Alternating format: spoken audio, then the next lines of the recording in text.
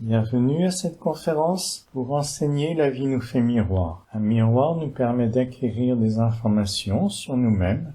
Suis-je bien peigné? Ce vêtement me va-t-il? La vie nous donne de même des connaissances et des apprentissages en se faisant miroir. Elle le fait de 3 façons, horizontalement, aussi verticalement et autour, dans les circonstances. Alors voyons cela. Déjà, à l'horizontale, l'autre nous fait miroir. Un tel nous attire, un tel nous repousse. Qu'est-ce qui se joue? Nous attirons ce qui nous correspond et qui est prêt à être rencontré, que nous sommes prêts à rencontrer. C'est la grande loi d'attraction. Newton, au XVIIe siècle, avait découvert la grande loi d'attraction universelle, comme il disait.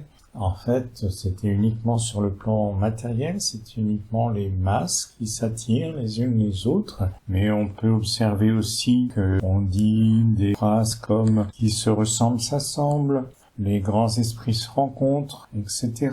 Et aussi, quand le disciple est prêt, le maître est là. Jung aussi parlait des synchronicités avec ces réponses qui se présentent spontanément ou ces signes qui marquent la personne et qui lui donnent une direction tout à fait nouvelle. On peut dire que cette loi s'exprime sous la forme s'attire ce qui est en affinité, de façon générale, sur le plan matériel et sur le plan plus subtil.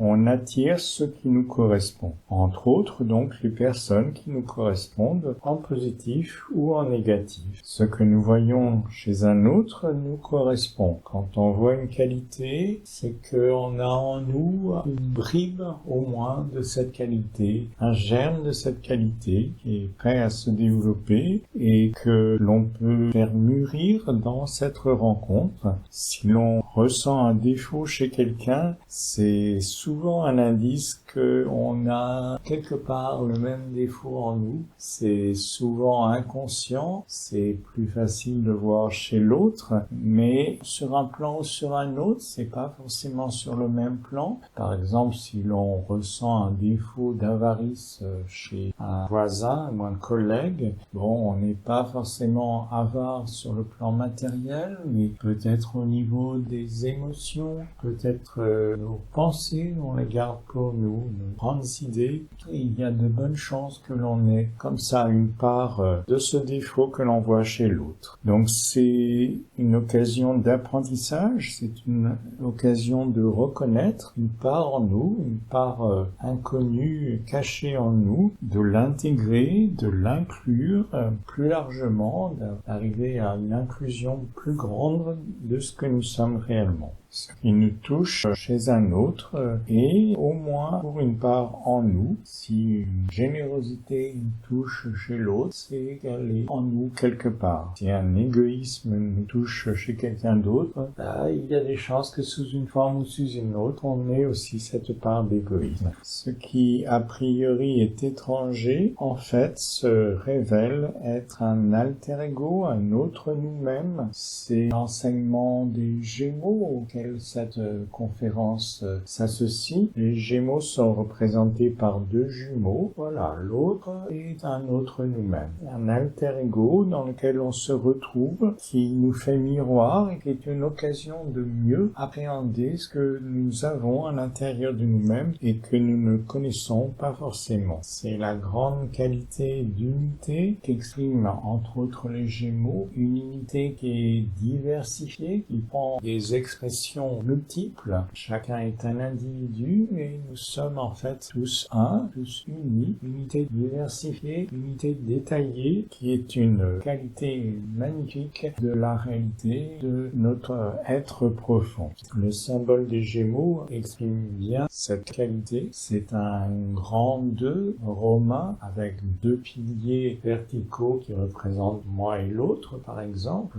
Moi est ce que l'on rencontre chez l'autre et qui sont reliés en haut et en bas, qui sont reliés au niveau de l'essence et qui sont reliés en bas au niveau du plan énergétique, du plan de vitalité, plan éthérique, dans lequel nous sommes tous reliés, qui nous unit tous dans une énergie collective unique. Notre bulle énergétique est bien définie, elle est aussi poreuse, donc sans arrêt en relation et sans arrêt reliée en unité avec les autres. L'autre nous fait miroir, donc dans un miroir l'image est semblable et inversée. Le bras droit pour moi dans le miroir est le bras gauche. Il donne donc l'apprentissage fondamental de la polarité. Moi et l'autre, c'est la première polarité, le moi et le non-moi. Et ça, c'est une expérience que l'on fait tout petit, dès qu'on est enfant.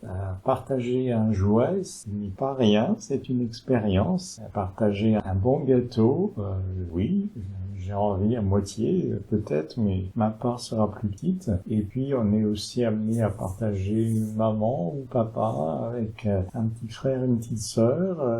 Voilà, c'est une expérience forte de polarité, de rencontre de moi et du non-moi de l'autre. La polarité est partout. L'existence est construite sur la dualité. C'est la grande loi de polarité. On est sans arrêt dans le haut, le bas, le chaud, le froid, le masculin, le féminin, etc. C'est vrai à tous les niveaux, depuis l'atome qui est constitué d'un noyau électriquement positif, d'électrons électriquement négatifs. On est dans cette polarité depuis l'infiniment petit jusqu'à l'infiniment grand. Les planètes aussi, on dit qu'elles ont leur leur polarité. La Terre est associée avec Vénus. Vénus est le pôle positif dans ce couple, la Terre le pôle négatif. Et les étoiles, pareil, rechercheraient leur compagnon, leur compagne à former un couple avec une autre. La polarité apparaît dans un premier temps comme opposée. La droite et la gauche en politique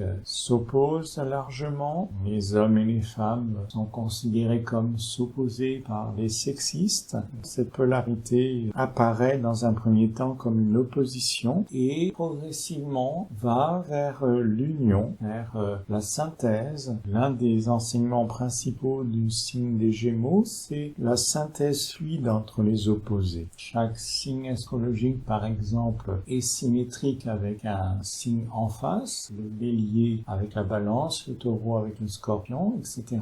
Chaque couple de signes comme ça est appelé à se réunir. Si on est inspiré par le signe des Béliers, on a travaillé en revers sur le signe de la Balance. C'est comme une part inconsciente, une part d'ombre en nous-mêmes qui est un potentiel et que l'on a à réunir avec notre personnalité consciente et affirmée. Donc ces deux signes, Bélier et Balance, vont vers une union, vers un signe uni entre les deux. Et la polarité est créatrice par nature. Elle engendre un troisième pôle. Moi et l'autre engendrent déjà le troisième pôle qui est la relation entre les deux, qui est un mouvement entre les deux. Un couple peut engendrer un enfant, bien sûr. Le dicton dit jamais deux sans trois. Effectivement, dès qu'il y a une relation, dès qu'il y a une polarité, il y a une création, ne serait-ce que la relation entre les deux, le mouvement entre les deux. Et en fait, la relation préexiste aux individus. C'est la relation amoureuse, par exemple, crée deux amoureux. La relation amicale qui crée deux amis. La relation, en fait, préexiste aux individus qui la constituent. Le signe des Gémeaux correspond bien à ce plan de vitalité, ce plan éthérique qui crée le plan physique dense. Et le créateur qui manifeste le plan physique dense, tout est déjà énergétique avant d'être créé dans la matière dense. Et sur le plan éthérique, eh bien, la relation est présente avant les individus denses. Donc l'autre est largement un miroir pour nous-mêmes, à l'extérieur, à l'horizontale, et l'autre est aussi un miroir verticalement. C'est un autre enseignement très important. On cours de l'évolution, en cherchant à nous développer toujours plus, nous pouvons trouver une extension dans ce que l'on appelle l'âme, l'être profond, le soi, quel que soit le nom que l'on emploie. On recherche un prolongement, une plus grande richesse dans ce monde-là, nouveau, que l'on découvre, et on y voit une possibilité de trouver un plus, une extension plus grande, de même que jusqu'à maintenant, on a eu l'impression de se construire, de construire notre personnalité, d'acquérir des connaissances, des relations, des richesses, des compétences. On découvre une nouvelle dimension possible d'expansion et progressivement un autre intérieur nous apparaît, une partie étrangère que l'on ne connaît pas jusque-là nous apparaît et nous faisons connaissance de plus en plus avec elle. Nous recevons quelques avantages dans cette rencontre de l'âme et on les recherche bien sûr, une valorisation, ça donne une conscience de soi un peu plus forte, un peu plus grande, un peu plus belle. Ça donne un espoir de nouvelles valeurs, de nouvelles qualités d'amour, d'intelligence, de lumière. On peut espérer des nouvelles réponses et aussi de recevoir plus d'amour si on développe cette dimension d'âme, d'avoir plus de réussite. On peut aussi espérer plus de santé et même pourquoi pas plus d'argent, de moyens. C'est ce que l'on appelle le matérialisme spirituel. C'est un apprentissage normal et obligatoire par lequel nous passons tous, qui est d'essayer d'acquérir des bienfaits de cette partie spirituelle que l'on découvre en nous-mêmes, de tirer d'elle des avantages pour notre personnalité. Mais en fait, on découvre que de plus en plus, elle nous amène à un moins et non pas un plus. Elle nous amène à nous détacher. Le détachement est une valeur fondamentale pour notre être profond, notre âme, et elle n'est pas là pour nous apporter plus, mais au contraire que l'on a à se libérer, à se détacher de plus en plus de nos identifications de personnalité et de notre recherche de résultats pour nous-mêmes. On s'aperçoit de plus en plus que les valeurs sont inversées, sont en miroir entre l'âme, l'être intérieur et la personnalité. Au niveau de l'âme, il y a un amour fraternel, un amour large, rayonnant, centrifuge, alors qu'au niveau de la personnalité, on est dans l'amour de soi, dans un amour centripète qui essaye d'attirer à nous-mêmes et largement égoïste. Ça fait partie de la construction de la personnalité, d'acquérir des biens, des connaissances, des valeurs. Au niveau de notre être profond, on est dans le bien commun, la recherche de ce qui est bon pour tous, alors qu'au niveau de la personnalité, on est dans l'intérêt et la réussite personnelle. Au niveau de l'être profond de l'âme, on est dans l'être, et au niveau de la personnalité, largement dans l'avoir. Et c'est à travers l'avoir que l'on a le sentiment d'être. Quand on n'a pas, on n'est pas en tant que personnalité, et dans la société, on en fait largement l'expérience. Au niveau de l'âme, au contraire, on est dans l'être. On est simplement indépendamment des avoirs. J'ai déjà donné dans une autre conférence l'image de la stalactite et la stalagmite, ces concrétions calcaires qui montent du sol, la stalagmite, et qui descendent du plafond, d'une grotte. La stalactite,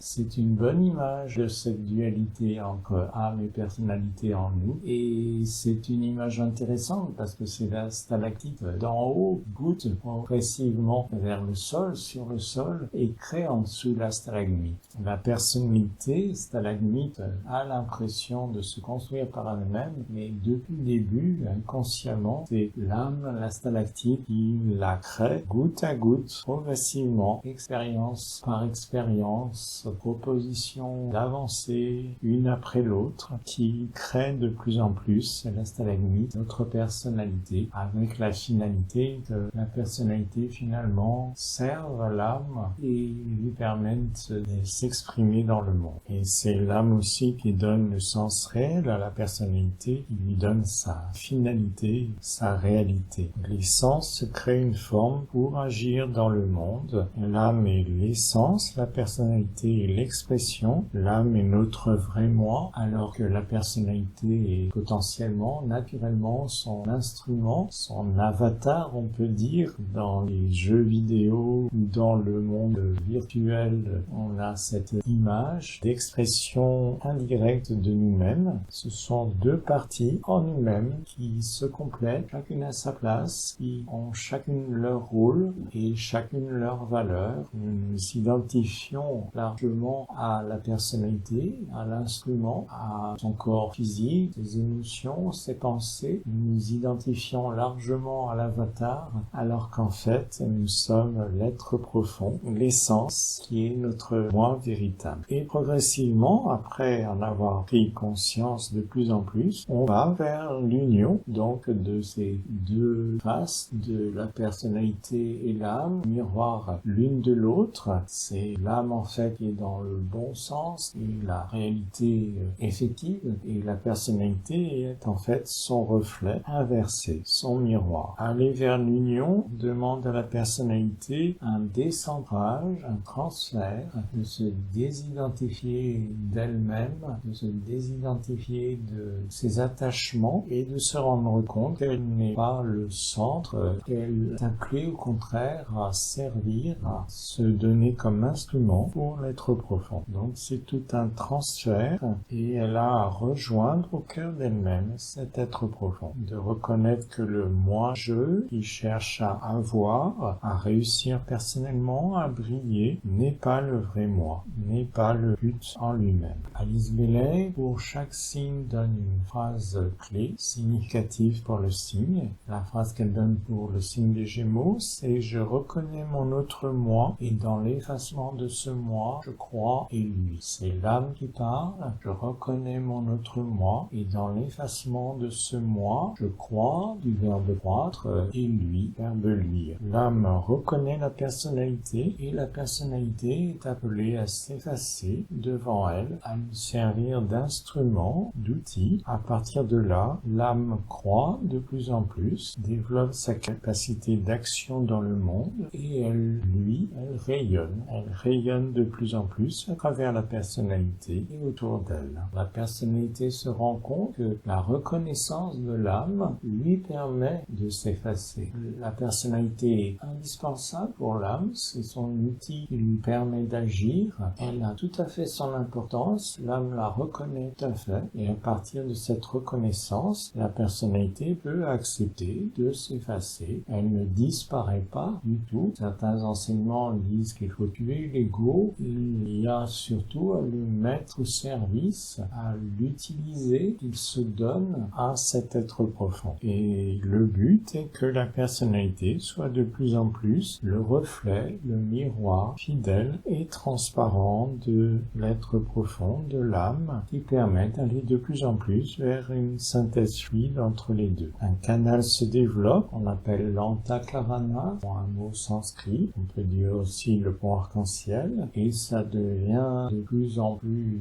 actif, de plus en plus vif, on peut le sentir jusqu'à une forme d'autoroute. Ça devient comme une union entre les deux, une entité qu'on peut appeler âme, personnalité, reliée, une nouvelle entité, troisième pôle, comme une colonne, la stalactite et la stalagmite finissent par se réunir dans une colonne qui va du sol au plafond de la grotte. Cela crée un pont entre terre et ciel, un pont entre l'esprit et la matière, qui est le rôle même de l'âme avec sa personnalité, reliée à la personnalité. Donc la vie nous fait miroir horizontalement à travers l'autre, la vie nous fait miroir à travers l'autre avec un grand A, l'être profond en nous-mêmes, et ils se rejoignent, ces deux formes se rejoignent dans notre extérieur, dans les circonstances autour de nous. Donc c'est un miroir aussi autour que forme la vie. Les événements semblent plus d'une fois dus au hasard, nous arriver, voire nous tomber dessus. On emploie l'expression,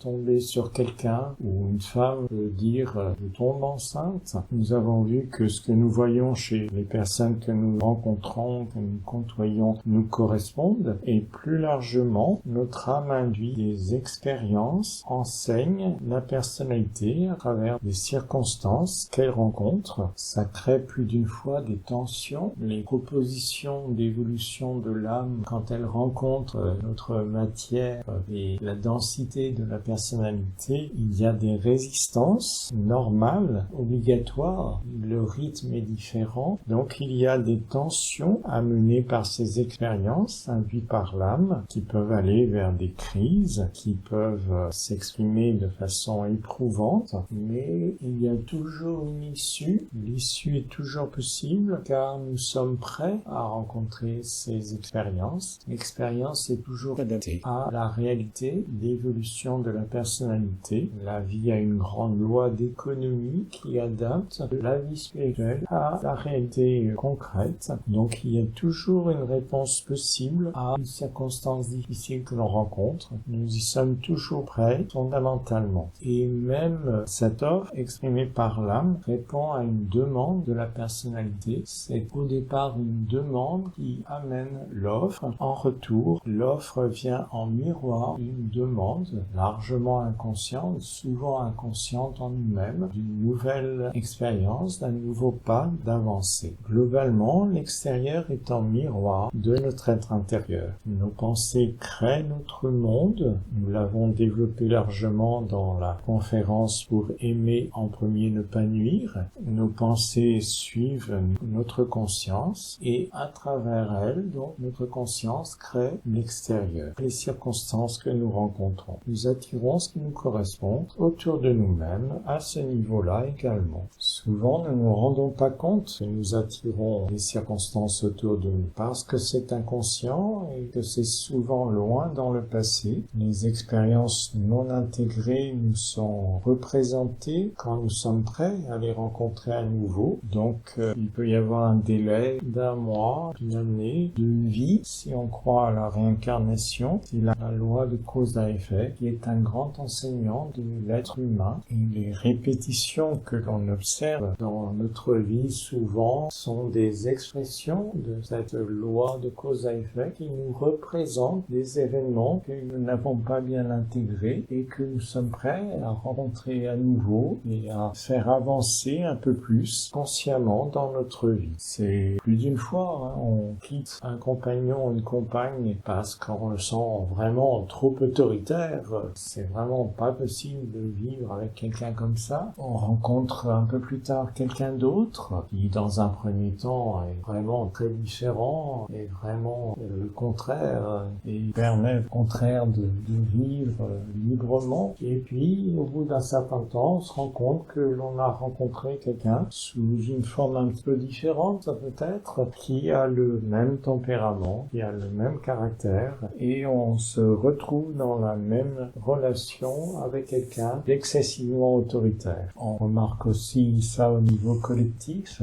Dans les gouvernements, on a renversé la royauté, par exemple, pendant la Révolution française, et puis on a retrouvé après Napoléon, la Restauration, on a retrouvé à nouveau la même expérience, et puis, eh bien, d'expérience en expérience, les choses évoluent un petit peu, c'est pas exactement la même expérience que l'on rencontre, et l'on va de plus en plus vers une autre forme réelle de relation et de vécu. En intégrant de plus en plus la relation, nous assimilons l'expérience et arrivons à une synthèse fluide avec ce vécu. On arrive comme ça à rencontrer un compagnon, une compagne respectueuse, avec qui on peut avoir une communication plus riche et équilibrée. Et puis, au niveau collectif, on arrive à avoir un gouvernement républicain, démocratique, avoir une toute autre forme d'expérience. Et ainsi, donc, le miroir est un mode d'apprentissage primordial. La vie nous enseigne beaucoup en se faisant miroir. La stalagmite apprend beaucoup de la stalactite à travers les expériences qu'elle lui envoie en retour. Je vous propose que l'on expérimente cet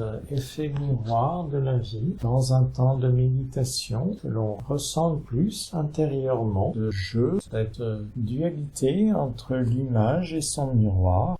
Je vous propose pour un temps de vous poser, de vous immobiliser, de fermer les yeux de façon à limiter les sensations.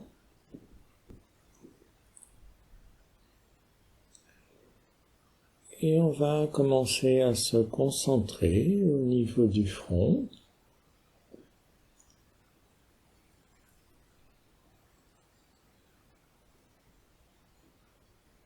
Correspondant à notre personnalité.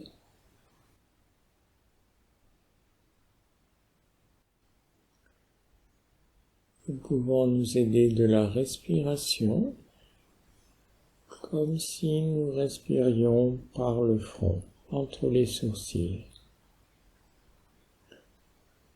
Comme si l'air entrait et sortait à ce niveau-là.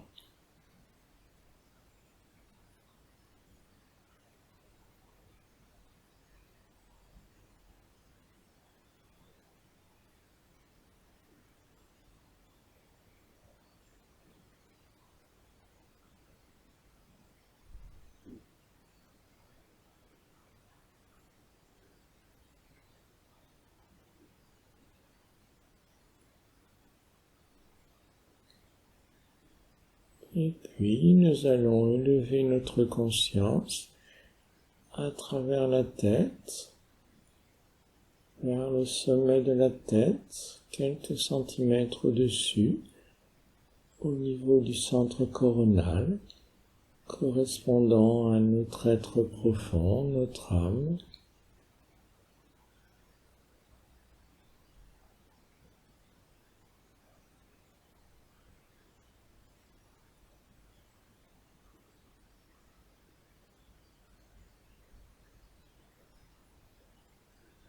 Siège de l'autre avec un grand A. Nous pouvons imaginer une lumière intense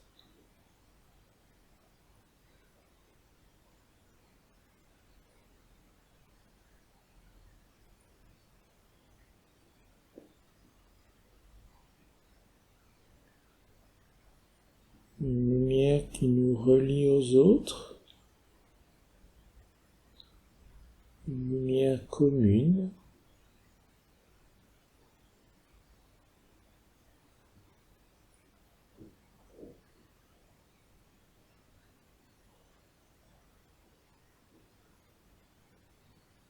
Qui nous relie à tous les méditants.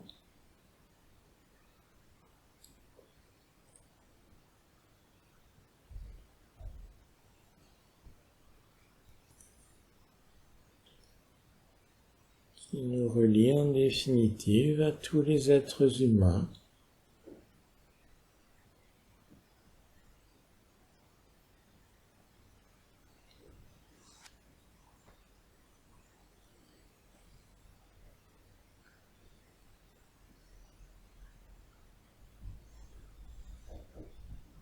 Dans un monde de qualité essentielle, d'unité détaillée,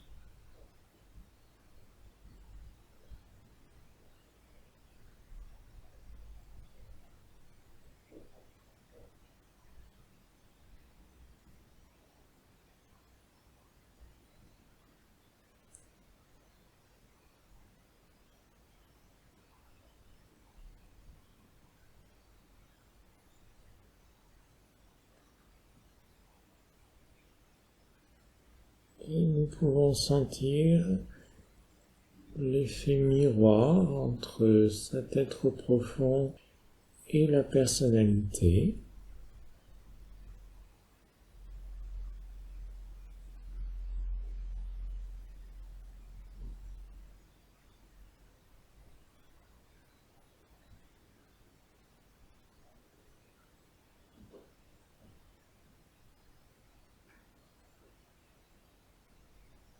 Là où il y a rayonnement en haut, il y a en bas attiré vers soi, centré sur soi.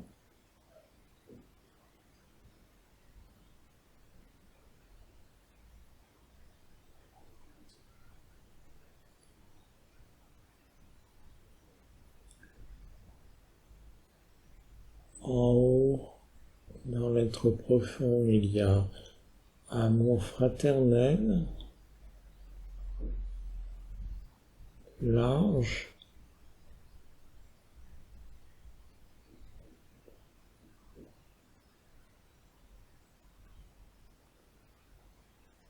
dans la personnalité, il y a amour de soi et attachement affectif.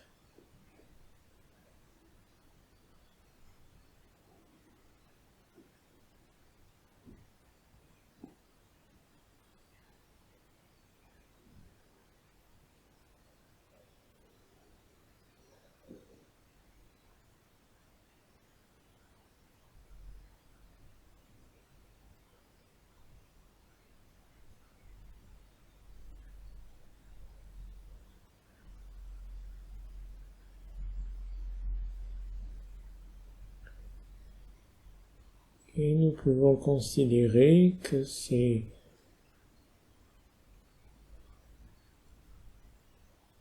la personnalité qui est le reflet de l'âme.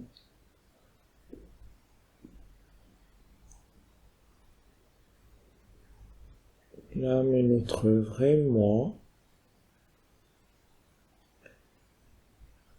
Et la personnalité est son image inversée.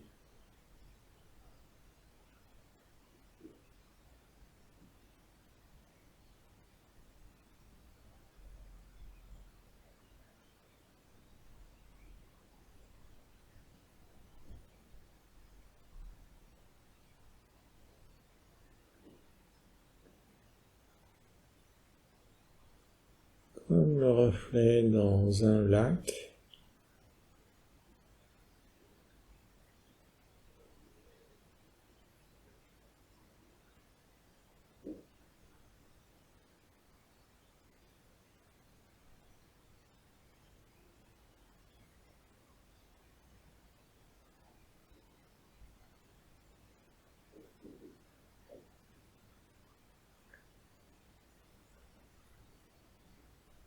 Et progressivement, en se reconnaissant comme instrument, en se mettant au service, la personnalité et l'être profond vont vers l'union.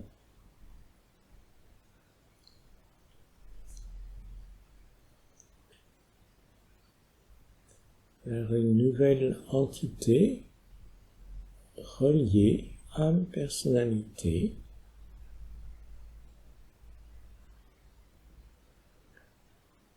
qui comprend les qualités, le rayonnement de l'âme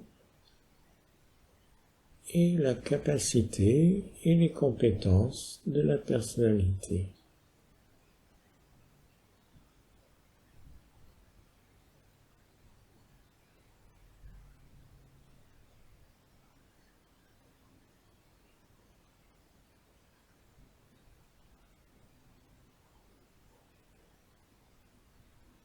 Il peut agir dans le monde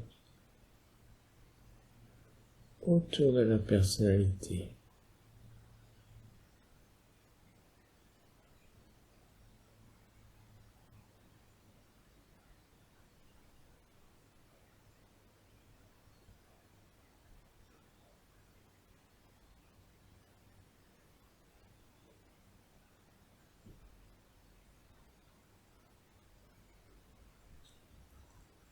En insistant sur l'expiration, nous pouvons laisser l'âme diffuser sa lumière, ses qualités à travers la personnalité et autour d'elle.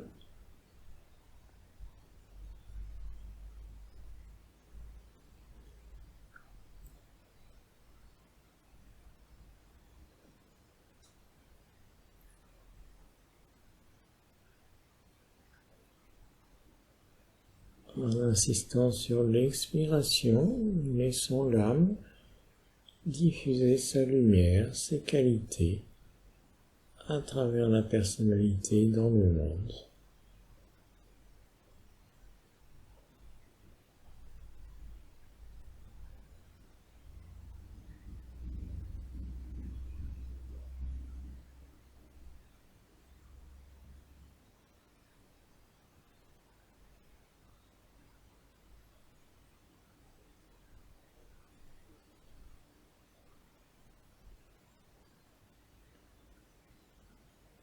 Nous laissons ce qui a pu être contacté dans cette méditation et dans cette conférence diffuser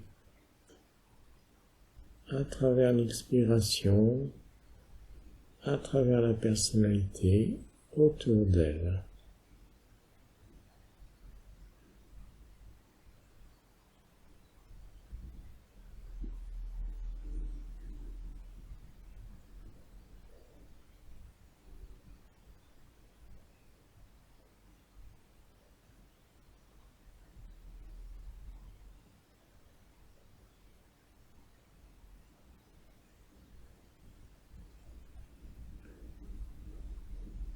Et puis, nous pourrons revenir au niveau du front,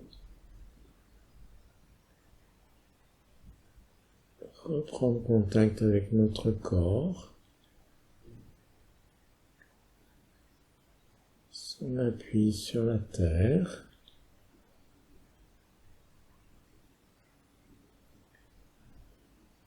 reprendre contact avec le lieu où nous nous trouvons,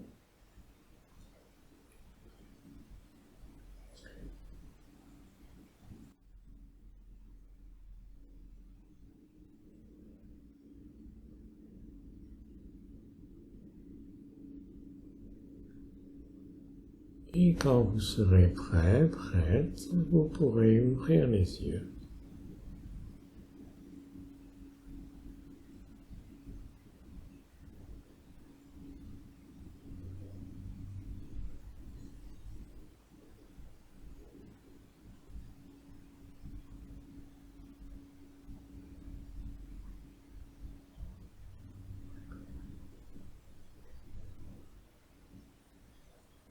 J'espère que cette méditation s'est bien déroulée pour vous. Une expérience qui peut être renouvelée, approfondie. Cela peut progresser vers une synthèse fluide avec le miroir.